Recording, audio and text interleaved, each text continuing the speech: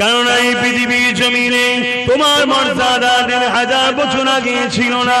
আল্লাহ নবী তোমার মর্যাদা দিতে গিয়ে মক্কা জমিনে কত মার খেয়েছে। আল্লাহ নবী তোমার মর্যাদা দিতে গিয়ে তায়েফের জমিনে কত মার খেয়েছে। আল্লাহ নবী তোমার মর্যাদা দিতে গিয়ে উহুদের ময়দানে দান্দা মুবারক শহীদ হয়ে গেছে। তোমার মর্যাদা দিতে গিয়ে আল্লাহ নবীকে পাহাড়ে বন্দী থাকতে হয়েছে। সমাজেরা, আমার মায়েরা, বোনেরা, বেটিরা, ইচ্ছা মতো খেয়াল মতো কাজ করো না গো। আল্লাহ নবী জানিয়ে দিয়েছে আদ-দাইয়ুসু লা ইয়াদখুলুল জান্নাহ, দাইয়ুস কোনদিন জান্নাতে যাবে না। মা হিসাবে ভালোবাসি, বোন হিসাবে ভালোবাসি, মেয়ে হিসাবে ভালোবাসি, সন্তান ভাই ছেলে হিসাবে বলে দিয়ে যায়। আল্লাহ নবী জানিয়ে দিলে জান্নাতি দরজায় লেখা আছে আদ-দাইয়ুসু লা ইয়াদখুলুল জান্নাহ, দাইয়ুস কোনদিন জান্নাতে যাবে না। দাইয়ুসটাকে আল্লাহ নবী জানিয়ে দিলে যে নারী নাকি পরপুরুষের সামনে বিপর্দা হয়ে প্রকাশ হয়, যে নারী নাকি পরপুরুষের সঙ্গে পার্সোনাল গোপনে কথা বলে, যে নারী নাকি পরপুরুষের সামনে নিজের সৌন্দর্যকে প্রকাশ করার জন্য নরম সুরে মিষ্টি কথা বলে, যাতে পুরুষটা আমার উপরে অ্যাট্রাকশন করে, অন্তরের খবর তো আল্লাহ জানে।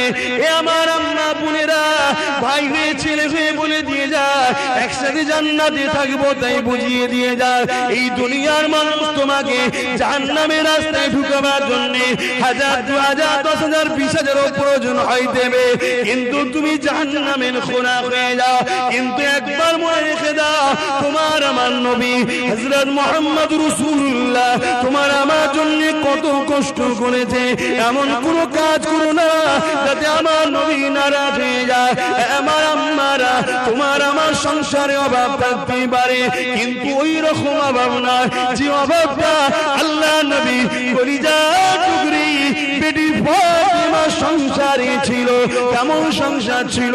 3 দিন রোজা রেখেছে, ইফতারি করবে, সেহরি করবে, কোনো খাবার ছিল না, শুধু পানি দিয়ে ইফতার আর সেহরি করেছে।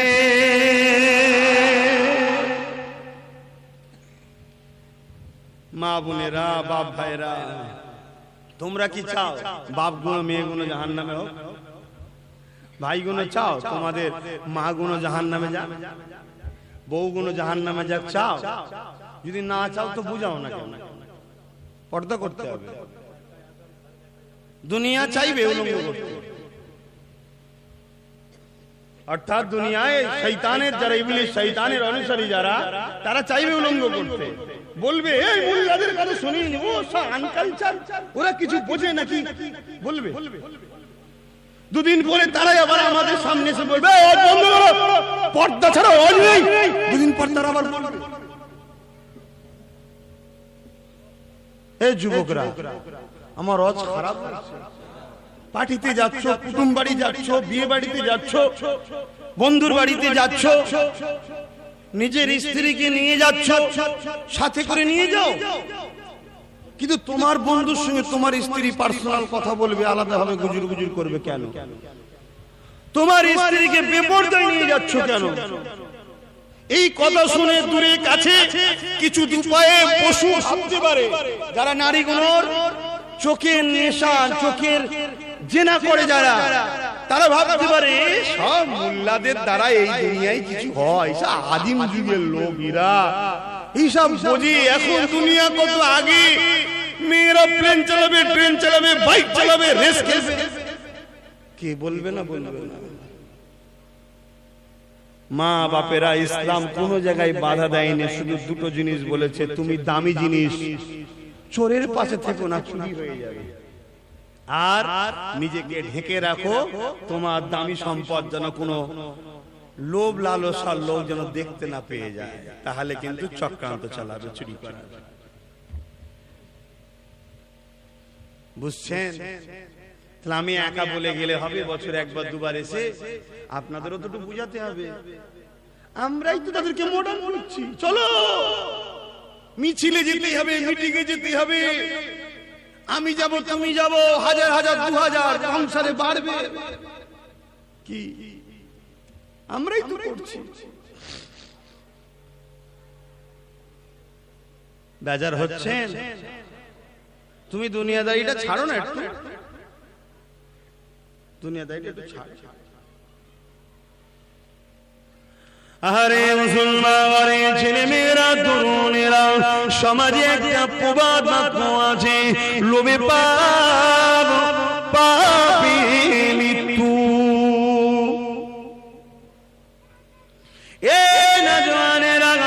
সমাজে আরেকটা প্রবাদ বাক্য আছে, প্রথমে ফিরি খাওয়ানো অভ্যেস করো, তারপরে টিপ দিয়ে সই করিয়ে জায়গা জমি নিয়ে নাও। তাই দেখে নিও, সামান্য কেউ ফিরি দিলে নারীরা যেন বেহুজুদি না হয়ে যায়। মনে রেখে দিও, পর্দা হলো ফরজে আইন, পর্দা করতেই হবে। আমার মা পর্দা করলে ঠেকুয়ার মায়েদের পর্দা হয়ে যাবে না, আমার বোন পর্দা করলে মাদানীপুরের বুড়িদের পর্দা হয়ে যাবে না। এটা ফরজে আইন, প্রত্যেকটা নারীদের জন্য পর্দা করা মহান স্রষ্টা আল্লাহর হুকুম। দুনিয়ার শয়তানদের হুকুম মানতে গিয়ে আল্লাহর হুকুমের বেখিলাফ যেন না হয়ে যায়, অভাবী সংসার হতে পারে। আল্লাহ তোমাকে পরীক্ষা করার জন্য দিয়েছে। মনে রেখে দিও, এই দুনিয়া জমিনেতে আমার রাসূলুল্লাহ যাকে আল্লাহ দোনো জাহানের বাদশাহী দিয়েছে, যার জন্য জমিন আসমান কায়নাত তৈরি করেছে, সেই নবী ফাতেমার ঘরের খবর তো জানো। একদিন নবী পাক ফাতেমার ঘরে গেলে ফাতেমাকে সালাম দিয়ে বললেন, ফাতেমা রে, তোমার ঘরে কি কিছু খাবার আছে? ফাতেমা তখন বলতে লাগলে, আব্বা জান আপনি বসুন, আমি খাবারের ব্যবস্থা করে দিচ্ছি। এমন সময় দেখা যায় হযরত ফাতেমা ঘরে গেলে নামাজের মুসাল্লা বিছিয়ে দিলে, দুই রাকাত শুকরিয়া নামাজ পড়তে লাগলে, দুই রাকাত নফল নামাজ পড়ে নিয়ে আল্লাহ পাকের কাছে দুটো হাত তুলে দোয়া করে আর চোখের পানি ফেলে ফেলে বলে, ও আমার আল্লাহ, 3 দিন ফাতেমার খাওয়া হয়নি, হাসান হুসাইনের 3 দিন খাওয়া হয়নি, সিরালির 3 দিন খাওয়া হয়নি। আল্লাহ তুমি যাতে রাজি আমরা তাতে রাজি। 3 দিন খাওয়া হয়নি বলে খুশি নয়, 3 দিন হাসান হোসেন খাইনি বলে খুশি নয়, 3 দিন আলী খাইনি বলে খুশি নয়। কিন্তু আল্লাহ আজকে আমার ঘরে এমন একজন মেহমান এসেছে, আখিরি জামানার নবী, তিনি যদি জানতে পারে ফাতেমা সংসারে এত কষ্ট, বেটির কষ্ট শুনে মনে কষ্ট পেয়ে যাবে। আপনার কাছে আরজু আল্লাহ, আপনার দোস্তর জন্য কিছু খাবারের ব্যবস্থা করে দিন। এই যুবকেরা জান্নাত থেকে খাঞ্চা ভরা খাবার চলে আসলো। আমি মূল যেটা বুঝাতে লাগছি, 3 দিন ছোট্ট হাসান হোসেনও খাইনি বাচ্চাগুলো, তথাপি আল্লাহর উপরে অখুশি নয়। দুটো চোখ দিয়েছে, এই শুকরিয়া আদায় করো। দুটো পা দিয়েছে, শুকরিয়া আদায় করো। দুটো হাত দিয়েছে, শুকরিয়া আদায় করো। মা দিয়েছে, বাপ দিয়েছে, কিডনি দিয়েছে, হার্ট দিয়েছে, রূপ দিয়েছে, যৌবন দিয়েছে, শুকরিয়া আদায় করো। একটু না হয় অভাবী সংসার, তা বলি আল্লাহকে অখুশি করবে? হ্যাঁ, কেউ বললো ফর্ম ফিল আপ করতে হবে তবে লোন দেওয়া হবে, মহিলা ছাড়া লোন দেওয়া হবে না, এমন ষড়যন্ত্র চলছে। মহিলা একটা সুদ ইসলামে হালাল না হারাম? একটু বলবেন না, সুদ নেন নাকি? বেকার ওয়াজ করে লাভ নেই, বেরিয়ে মনে হচ্ছে কষ্ট পেতে। সুদের কথা বললে কষ্ট পাবে। মাঝে মাঝে ভাবি, সামান্য একটুখানি ক্ষণস্থায়ীর আরামের জন্য আমরা কত বড় বিপদের রাস্তায় যাচ্ছি বুঝতে পারছি না। সুদ হালাল না হারাম? সমাজে বড় প্ল্যান করে আমাদের ইসলামে যেটাকে হারাম সেটা ইসলামের অনুসারীদের মধ্যে ঢুকাবার জন্য একদল শয়তানের চেলারা চেষ্টা করছে না করেনি? এবার এই কথাটা যখন বলবো, শয়তানের চেলারা আমাকে রুকার চেষ্টা করবে না করবে না? করছে। কারণ নাম বলেছি, কোন দলের কথা বলেছি, তারপরেও যখন দেখবেন কেউ বলবে জানবেন ওই সেই শয়তানের চেলা, বুঝলি? মনে মনে শুধু চিনে নেবেন আর দূরে থাকবেন, কথা বাড়াতে যাবেন না, ঝগড়াই যাবেন। কথা বুঝছেন না? চিনে নিন। আল্লাহ নবী কত কষ্ট করেছে এই অসৎকে বন্ধ করতে গিয়ে। আজকে সুদের জন্য হাজারো হাজারো কৃষক আত্মহত্যা করে ফেলছে। যদি সুদ না থাকতো তাহলে কৃষককে আত্মহত্যা করতো। সুদ সিস্টেমটা কত জঘন্য, বুঝতে পারছেন? কত জঘন্য কাজ ইসলাম হারাম করেছে। খবরদার। আজকে প্ল্যান চলছে বেশ কিছু দেশে, এমন সিস্টেম করে দিয়েছে যে নারী ছাড়া লোক সুদ দিয়ে হবে না, নারীদের যেতে হবে। লাস্টে যে ম্যানেজার সাহেবের পাশে বসে ফর্ম ফিল আপ করছে, কই গো তোমার মুখটা তোলে একটু ফটোর সঙ্গে মিলিয়ে দেখি। কথা বুঝছেন না? এরকম করে মাফ করবেন। ভাষাটা খারাপ লাগলো, কতজনের পরিবার স্বামী ছেড়ে দিয়ে পালিয়ে গেছে অন্যজনের সাথে। কেন? শয়তান সর্বসময় আমাদের ঘরে ভুল রাস্তায় নাবাই না। তাই বলে দিই বাপ ভাইরা, মেহনত করুন, খাটুন। ভ্যান চালাতে লজ্জা লাগে, মুটেগিরি করতে লজ্জা লাগে, দূরে চলে যান, যে সেখানে কাজ করুন। মাথার ঘামকে পায়ে ফেলে হালালের রুজি খান, সুদ আর ভিক্ষা নেবেন না। ভিক্ষা ইসলামে অপছন্দ করে আল্লাহ। কথা বুঝছেন না? বুঝলেন না? কষ্ট করুন, মেহনত করুন, দুদিনে, বেশি দিনের দুনিয়া নয়। দেখছেন তো বাপ দাদা সব চলে গেল। কত গেল? 50, 60, 70, 80, 90, 100। বেশি দিন হয় না তো। 70, 80, 100 সব চলে যাচ্ছে তো, এর চেয়ে বেশি পাচ্ছে না তো। আমরাও তো চলে যাব। অনুরোধ করে যাচ্ছে আমার ভাইদের, যুবকদের, বোঝার একটু চেষ্টা করেন, একটু বোঝার চেষ্টা করেন। আরে এটা গেল আমার নবীর বেটির কথা। এবারে আসুন আমার নবী পাকের পরিবারের কথা শুনি। এ আমার আম্মারা, এ আমার বোনেরা, মনকে সান্ত্বনা দিন। যদি নবীকে ভালোবাসেন, দুনিয়া আপনাকে বোরখা বললে আনকালচার বলে, দুনিয়া আপনি হিজাব পরে গেলে চাকরিতে বসতে দিতেও না পারে, দুনিয়া আপনি বোরখায় থাকলে মর্যাদা না দিতে পারে, দুনিয়া আপনি বোরখায় থাকলে বিভিন্ন জায়গাতে বঞ্চিত করতে পারে। এ মা বোনেরা, মনে রেখে দেবেন, জেনে রেখে দেবেন, আল্লাহর পরীক্ষা হতে পারে। আমার আল্লাহর কাছে তাহাজ্জুদের নামাজ পড়ে কাঁদো, অবশ্যই কেউ একটা রাস্তা বন্ধ করে দিলে আল্লাহ হাজারটা রাস্তা খুলে দেবে। আর এটাও মনে রেখে দেবে, দুনিয়া আপনাকে কিছুদিনের জন্য বঞ্চিত করতে পারে, কিন্তু এই জায়গাতে আল্লাহকে খুশি করে এই বোরখাকে মজবুত করে ধরতে পারে, ইনশাআল্লাহ হযরত হাজেরার সঙ্গে জান্নাত নসিব হয়ে যাবে।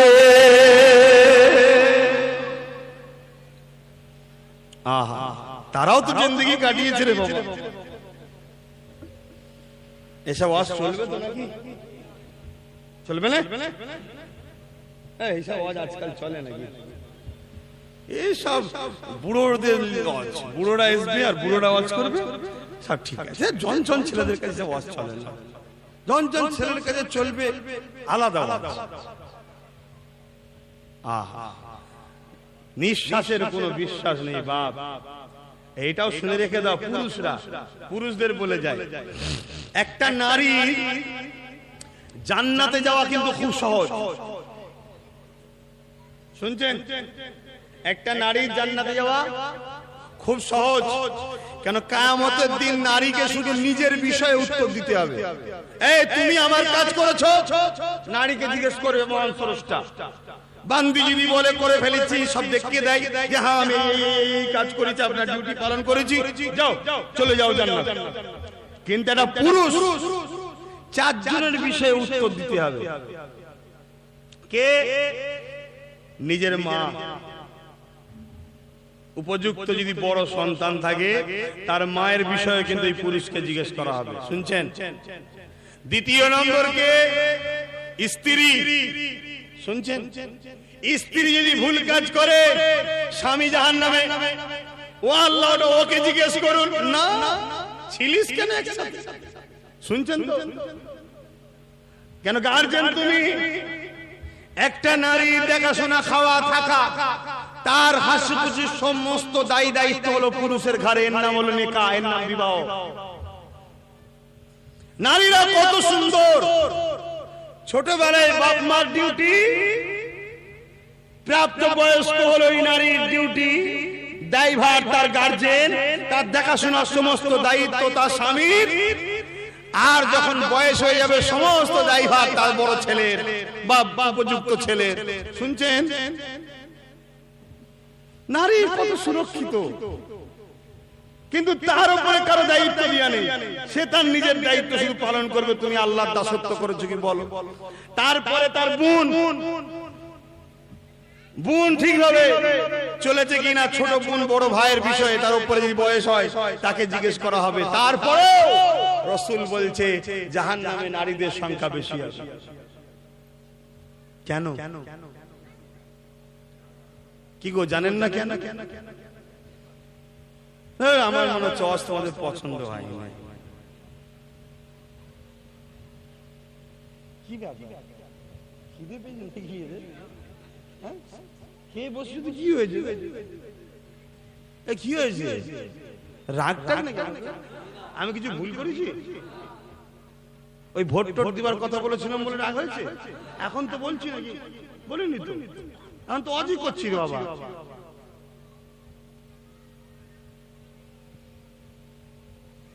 মনে কষ্ট নিলে বলুন, দোয়া করতে। আর না গায়ে লেগে গেছে, যাবি কোথা বাবা? মানতে হবে, কিছু করার নেই, মানতেই হবে। যে আমায় সৃষ্টি করেন সে যদি আমার উপরে জোর চালাতে পারে, আর যে সৃষ্টি করেছে তার হুকুম অনুযায়ী না চলি সে ছেড়ে দেবে?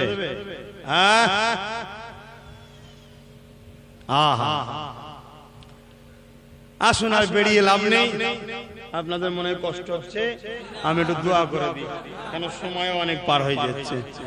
আসুন একটু নবীর উপরে সালাত ও সালাম দিয়ে দোয়া করে বিদায় করে।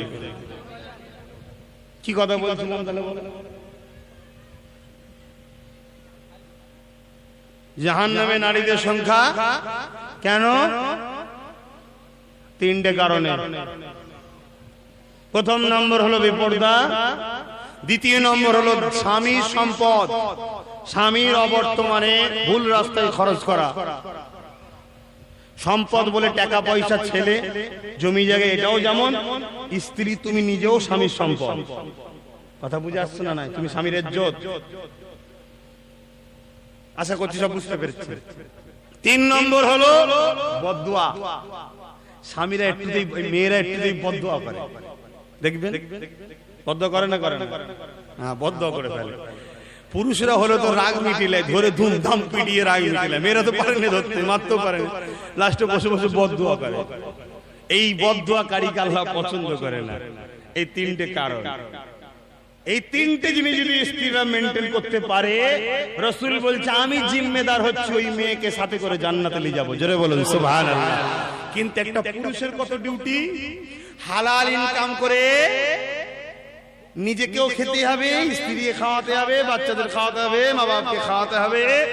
হালাল ইনকাম করে স্ত্রীকে থাকার জায়গা করে দিতে হবে, তার জামা কাপড় পরনা, তার বিমারের চিকিৎসা, তার সুখে দুঃখে সব দায়িত্ব নিজের ট্রিটমেন্টই করতে পারছি না। রোগ হলে ডাক্তার যাওয়ার সময় নেই, এই মেহমান, এই জলসা, এই নিয়ে ব্যস্ত, আবার কাঁধে রয়েছে। কথা বুঝছেন না? কত জ্বালা। এরপরও কিন্তু আল্লাহ তাআলার ডিউটি পালন পুরুষরাই করে যাচ্ছে। তাই রাসূল বলল জান্নাতে নারীদের সংখ্যাই বেশি হবে। তা আমার মা বোনেদেরকে বলবো, এগুলো রাসূল আগে থেকে বলে গেছে বলে তো আমাদের সতর্ক হবার রাস্তা রয়েছে।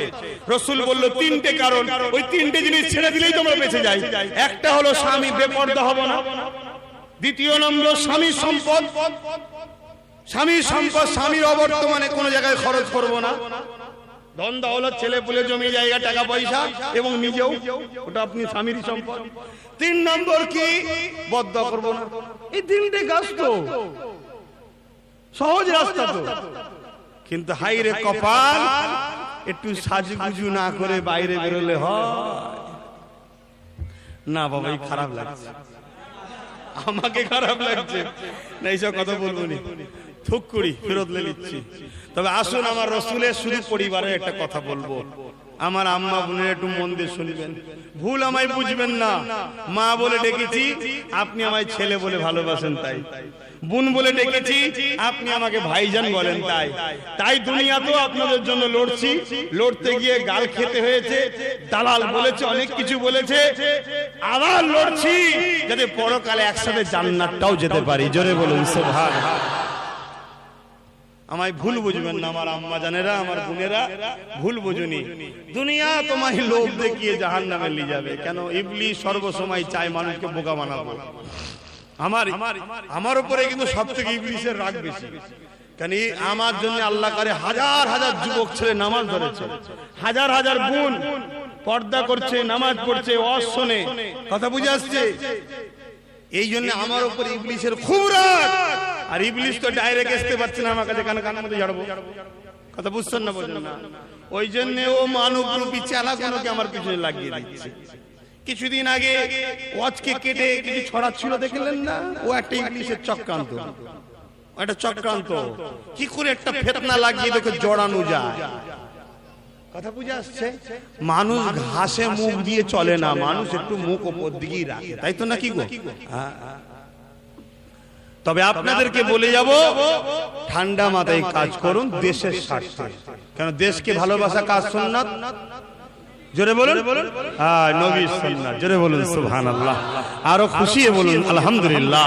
আমরা এমন একটা ধর্মের অনুসারী হয়েছি, আমরা যদি দেশকে ভালোবাসি তাও সওয়াব, অমুসলিম ভাইদেরকে ভালোবাসি তাও সওয়াব, হিন্দু দলিত আদিবাসীকে যদি খানা খাওয়াই তাও সওয়াব, তাদের পরনার গায়ে কাপড় দিই তাও সওয়াব, তাদেরকে বিপদে পড়ে চিকিৎসার জন্য টাকা দেবো তাও সওয়াব, তাদের কারো ঘর নেই টেরপটি ঘরের ব্যবস্থা করে দেবো তাও সওয়াব, তাদের মেয়ের বিবাহের জন্য অর্থের প্রয়োজন দেবো তাও সওয়াব, নিজের দেশের জন্য আমরা কথা বলবো তাও সওয়াব। জোরে বলুন সুবহানাল্লাহ। আহা কত সুন্দর। নিজের স্ত্রীকে একটা কাপড় কিনে দিয়ে বলবো এনাও এটা খুশি করে তোমায় দিলাম তাও সওয়াব। জোরে বলুন সুবহানাল্লাহ।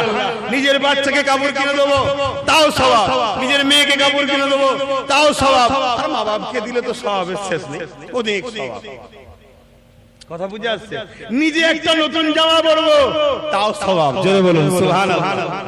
কিন্তু পড়ার সময় শুধু একটু ভেবে নিতে হবে, আহা আল্লাহ দিয়েছে, ব্যাস ওইটুকুই হয়ে গেল, আর কিছু না, আল্লাহর কিছু চাইনি, বাস তুই আমাকে স্মরণটা একবার করে লে, আরে আল্লাহ দিয়েছে। আমার আল্লাহ বলছে এত খুশি হব, দিয়েও তো দিয়েছি, আবার তোর আমলনামায় নেকিও দেবো। জোরে বলুন সুবহানাল্লাহ। কিন্তু হাই রে কপাল, আমাদের ওই স্মরণ করার সময় নেই। আসেন আমাদের দিকে সময় চলে যাচ্ছে। আম্মা জান হযরত আয়েশা সিদ্দিকা রাদিয়াল্লাহু তাআলা আনহা আমার রাসূলুল্লাহকে একদিন ডাক দিলেন, ইয়া রাসূলুল্লাহ হাবিবাল্লাহ, হুজুর আপনি আমার ঘরে একটু আসুন, আমি আয়েশার বড় জরুরি দরকার আছে। আল্লাহ নবী বললেন, আয়েশা রে আমি বড় ব্যস্ত রয়েছি। আল্লাহ নবীকে বললেন, ইয়া রাসূলুল্লাহ হাবিবাল্লাহ, সামান্যটুকু একটু কথা রয়েছে। আল্লাহ নবী ভেতরে প্রবেশ করলেন হুজরা মুবারকের মধ্যে। আল্লাহ নবীকে আম্মা জান আয়েশা বলতে লাগলেন, ইয়া রাসূলুল্লাহ হাবিবাল্লাহ, হুজুর আমার পরনার কাপড় ছিঁড়ে গেছে। স্বামীকে স্ত্রী শোনাচ্ছে আমাদের পরনার কাপড় ছিঁড়ে গেছে।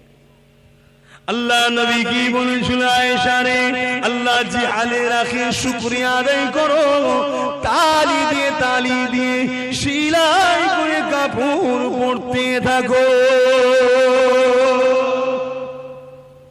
আজকে বললে কেউ থাকবে তো সংসারে?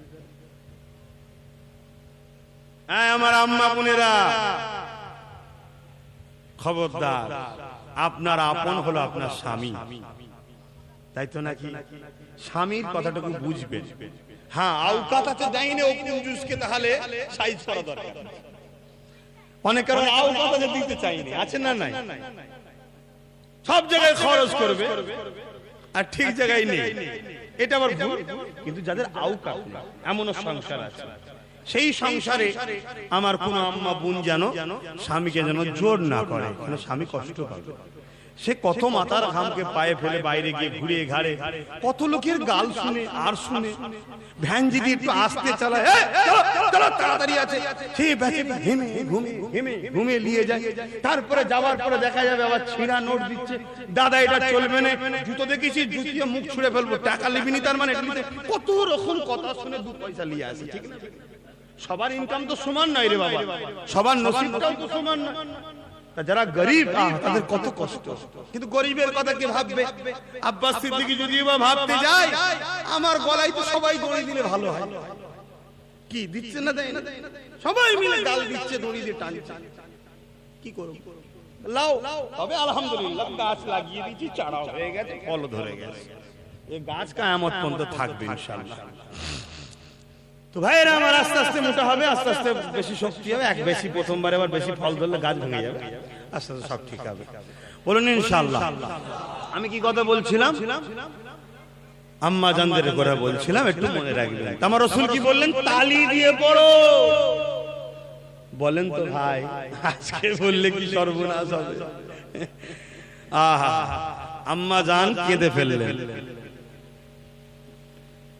আর আম্মা জানের ব্যাপারটা সবই আপনারা জানেন, খুব স্মৃতি শক্তি ছিল, অনেক বড় ইতিহাস, খুব স্মৃতি শক্তি ছিলেন, যা একবার দেখতো বা শুনতো সঙ্গে সঙ্গে মেমোরিতে লোড হয়ে যেত।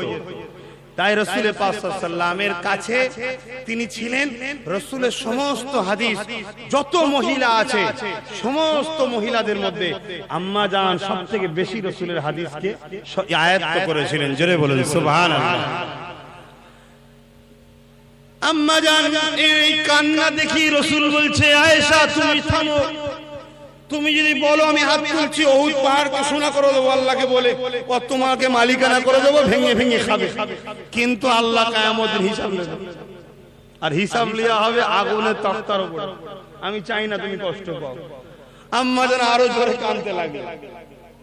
আল্লাহ রাসূল বললে, কেন তুমি কাঁদছো, কি হলো?